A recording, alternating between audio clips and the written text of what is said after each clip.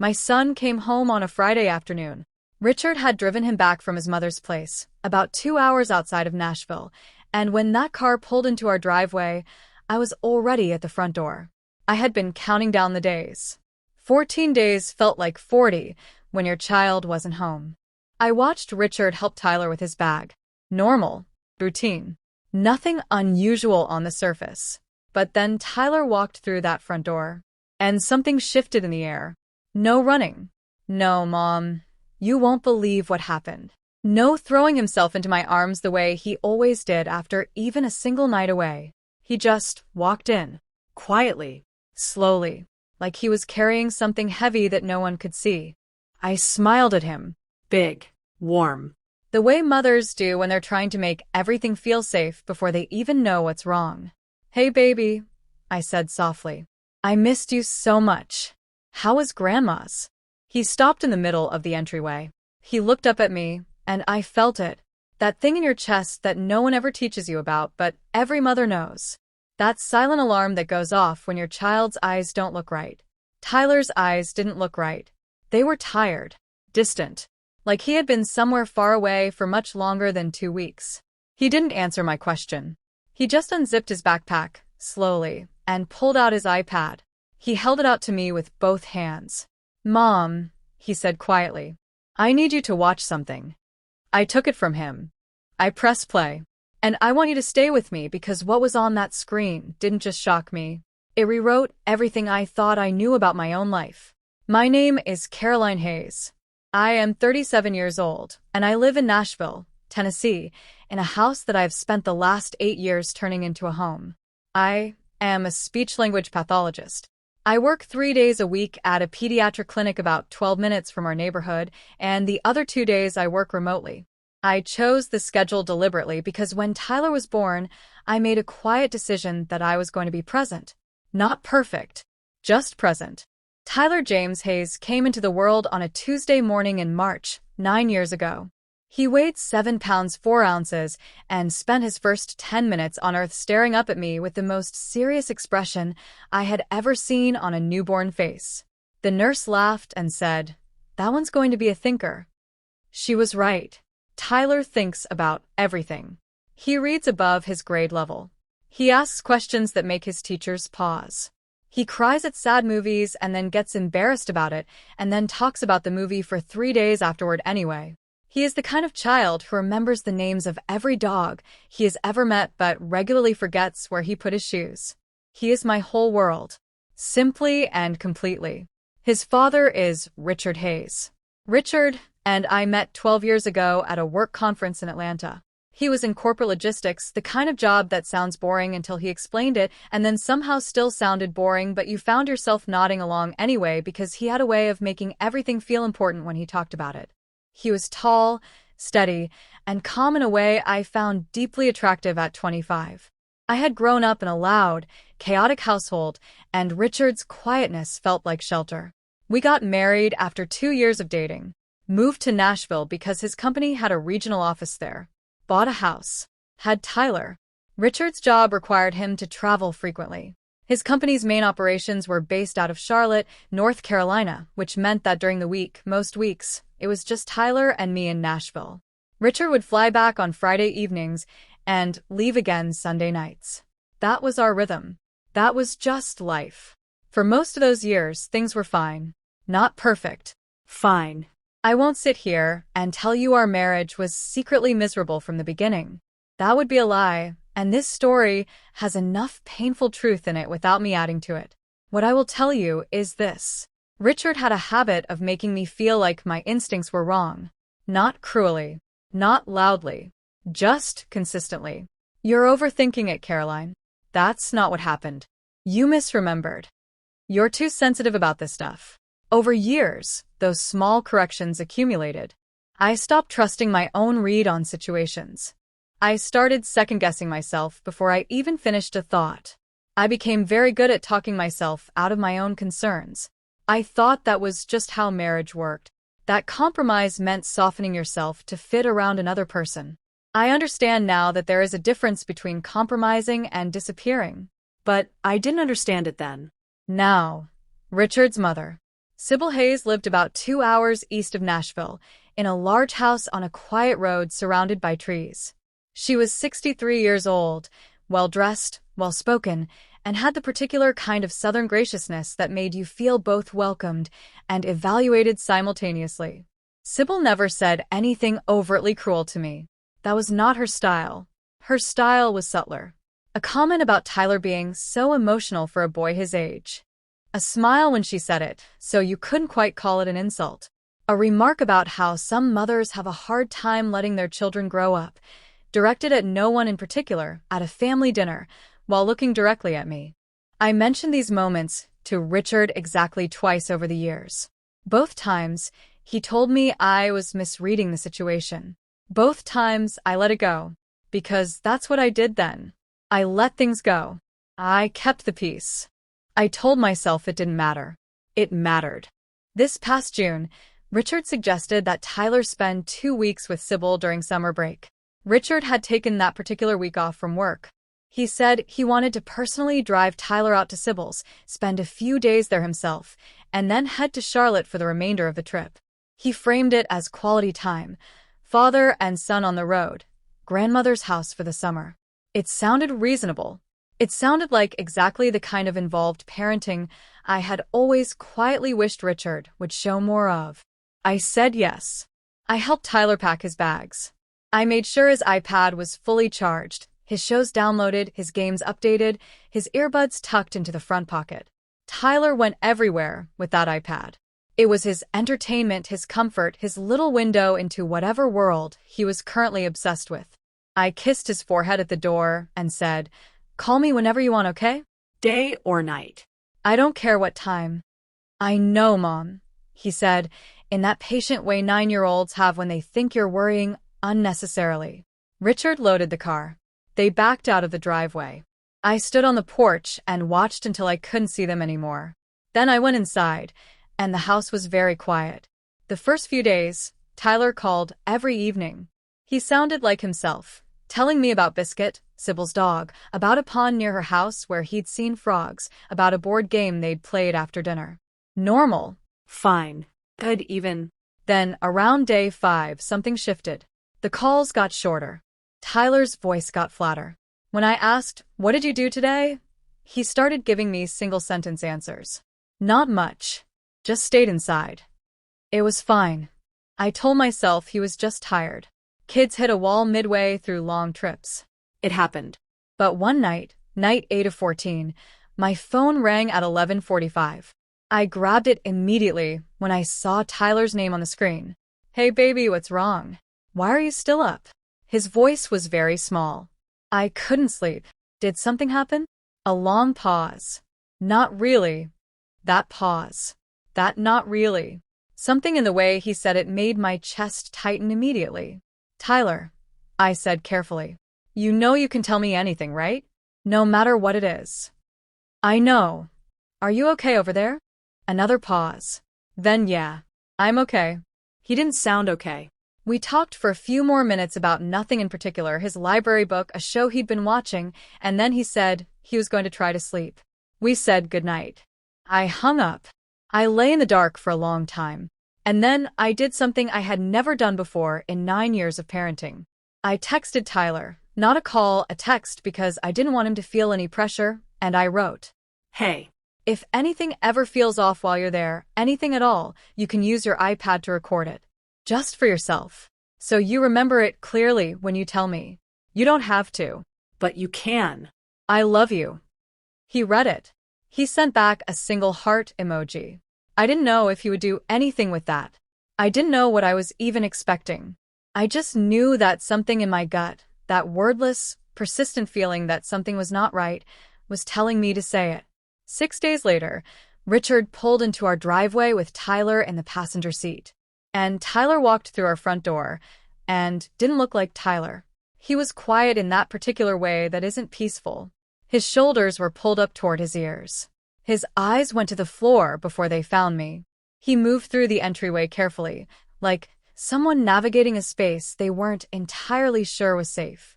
I dropped to one knee right there in the entryway. "Hey, buddy," I said, keeping my voice soft and steady. I missed you so much. You okay? He looked up at me.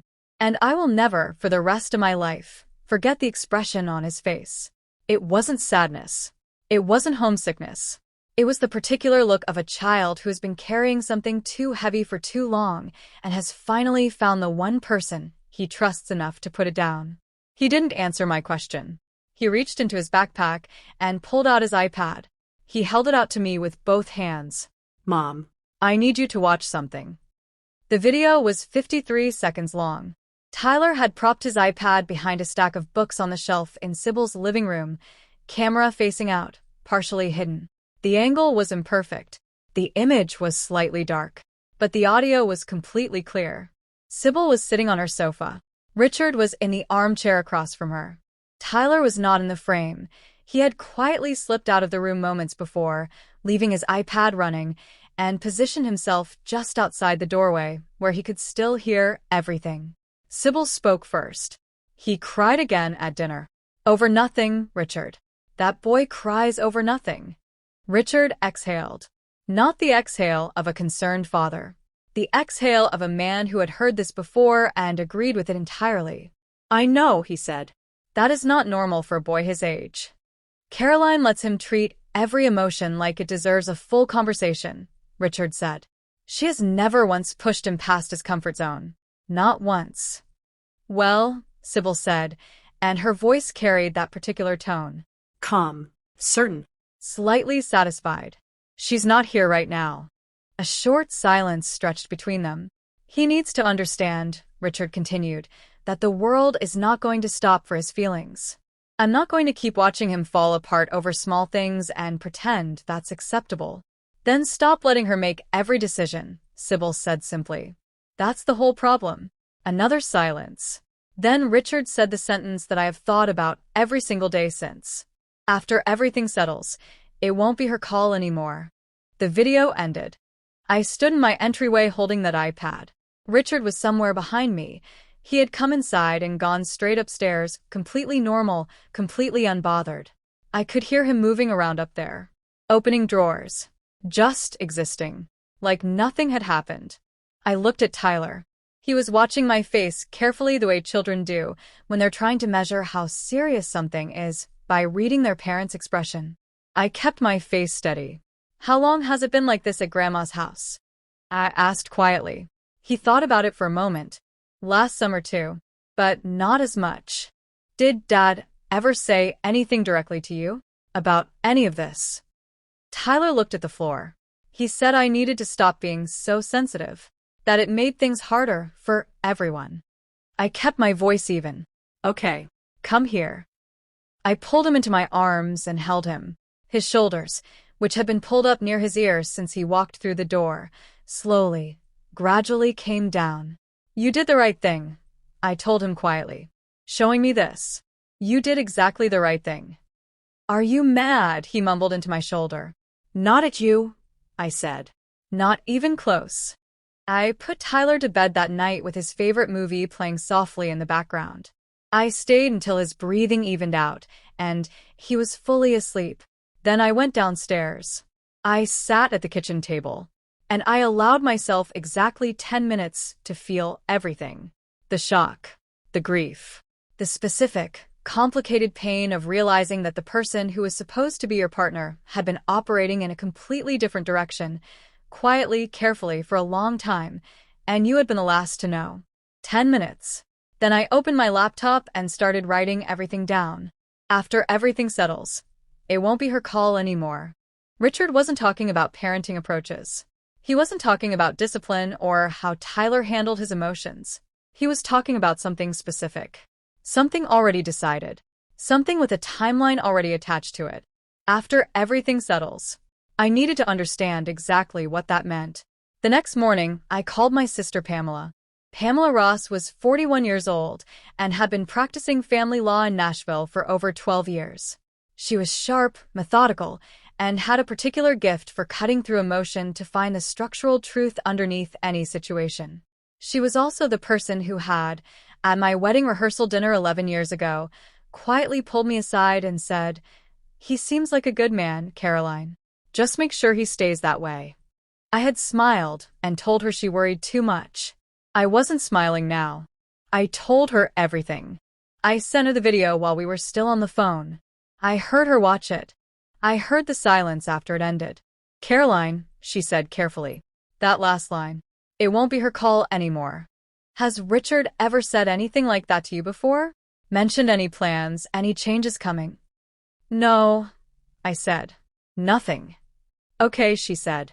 "I need you to do something right now. Pull up every joint financial account you have access to, checking, savings, anything, and tell me if anything looks unfamiliar. Any transfers you don't recognize. Any accounts you've never seen before." I opened our banking app while we stayed on the phone. And that was when the floor dropped out from underneath me for the second time in 24 hours. There were transfers. Small ones. Consistent ones. Going back almost 3 years. Always on the same day of the month. Always moving to the same external account, an account I did not recognize. An account that appeared in none of our shared financial records. "Pamela," I said slowly. "I see them," she said. She had been following along through a shared screen. "Don't touch anything. Don't move a single dollar. And do not say one word to Richard about any of this." "What is it?" "I don't know the full picture yet," she said. "But I'm going to find out. And, Caroline, I need you to act completely normal at home." "Can you do that?" I looked around my kitchen. The coffee mug Richard had left on the counter that morning. Tyler's cereal bowl still in the drying rack. "Yes," I said. "I can do that." Pamela connected me with a forensic financial investigator named Dr. Sandra Owens. Dr. Owens was a quiet, precise woman who spoke in the measured tones of someone who had seen a great deal over a long career and was genuinely no longer surprised by any of it. She wore reading glasses on a chain and took notes in a small leather notebook and asked questions so specific that answering them felt like being gently dismantled and put back together. She spent 3 weeks pulling records. What she found, methodically and thoroughly, was this. Richard had been moving money out of our joint finances for nearly 4 years. The amounts were kept deliberately small, carefully calculated to stay below the thresholds that trigger automatic flags in standard banking systems. Individually, each transfer looked like nothing. Cumulatively, over 4 years, they had built into something very significant. There was a separate account, established in Richard's name alone, shortly after Tyler's second birthday, connected to a financial holding structure that Sybil had helped arrange through her own contacts. Sybil had not been a passive observer in whatever Richard had been planning. She had been part of constructing it. And then there was the house. Our house, the one I had spent 8 years filling with Tyler's artwork from school and the smell of Sunday morning pancakes and the comfortable, lived-in disorder of a real family, had been refinanced 18 months ago. Richard had handled all the paperwork. He had placed documents in front of me and told me it was routine. I had trusted him and signed. It was not routine. The refinancing had been structured in a way that, according to Pamela, was legally improper. It had been done without my full informed understanding of what I was actually agreeing to. Dr. Owen sat across from me in Pamela's conference room one afternoon and laid out the complete picture in plain, factual terms. When she finished, the room was quiet. "He was building an exit," Pamela said. "A financial exit. Constructed over years. You were never meant to see any of it coming." I sat with that for a moment.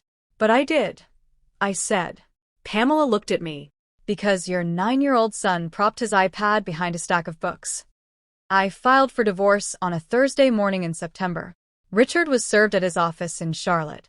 He called me 6 times that afternoon. I did not answer a single call. When he returned to Nashville that evening, Tyler and I were already at Pamela's house. I had packed what we needed the night before, quietly, methodically, while Richard slept, and had loaded the car before he woke up. His texts that night moved through confusion, then frustration, then something I had genuinely never seen from him before. Fear. I read every message carefully. I did not respond to one. The legal process took 7 months. I will not tell you those 7 months were easy or clean. There were difficult days, long, heavy days when the weight of everything pressed down in ways that were hard to describe. Days when Tyler asked questions I didn't have simple answers to. Days when I sat at Pamela's kitchen table past midnight and felt the full enormity of what had quietly been happening inside my own life without my knowledge. But I had the video. I had Dr. Owen's complete financial documentation, 4 years of carefully traced transactions, laid out with precision in black and white. I had Pamela, who filed every motion with the focused composure of someone who does not lose often and had no intention of starting now. And I had Tyler.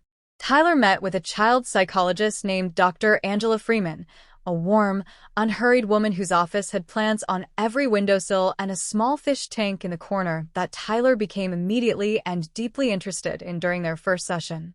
Dr. Freeman was specifically trained in working with children involved in family legal proceedings. She met with Tyler across several sessions, always at his pace, always on his terms, never pushing, never leading. What Tyler shared with her about the comments, about being told his emotions were an inconvenience, about being made to feel that his own mother's closeness to him was the source of his problems, Dr. Freeman documented with care. Her professional assessment was clear. It was precise. And it did significant damage to Richard's position in the proceedings. Richard's legal team tried several approaches. They called me emotionally reactive. They suggested Tyler had been influenced in what he reported. They argued the financial transfers were mischaracterized and taken out of context. Pamela responded to each argument with documentation. No drama. No elevated emotion. Just evidence, clearly organized and methodically presented. When Richard's attorney suggested in one session that the recording lacked credibility, Pamela set Dr. Owen's full financial report on the table, for years of records, tabbed and indexed, and said quietly, "We can address the recording first, or we can start here. We have time either way." The room went very quiet. The judge issued her ruling on a Tuesday morning in April. Primary custody, Tyler with me. Richard granted supervised visitation, contingent on completion of a court-mandated parenting evaluation program before any unsupervised access would be considered. The house, the improper refinancing, was ruled legally invalid.